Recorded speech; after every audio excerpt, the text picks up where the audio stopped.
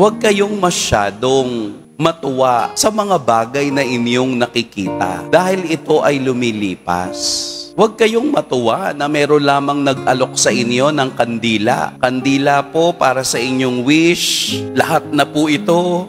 Kahit 1,000 kandila ang sindihan mo dyan, kung wala ka namang pagbabahagi sa biyaya ng Diyos, hindi iyan matutupad. Wala sa swerte ng Diyos. Wala sa kandila. Tigilan nyo yan. Pero kung gusto nyo silang tulungan para kumita, yun lang. Pero wala doon sa kandila ang pagsagot ng Diyos sa ating kahilingan. Naririto sa harapan ng banal na Eucharistia at naririto sa harapan ng Poong Jesus Nazareno. Wala doon sa mga imahin na halos isaksak na sa mukha ninyo nung nagbebenta. Pangswerte po, pangswerte po. Kapag nagsabi yung nagtitina ng pampaswerte, isipin nyo naman, mas swerteng nasa Diyos, mas swerteng nasa banal na Eucharistia, kaysa doon sa malapit na sa mukha ninyo. Dahil nahihiya ka, bibilin mo. Mag-isip kayo. Isipin ninyo, saan ba ako dinadala ng Diyos ngayon? Saan ba ako binibigyan ng mas maraming biyaya? Saan ko gagamitin ang buong araw na ito? Gamitin natin sa mabuti at gamitin natin sa tama. Pagpalain tayo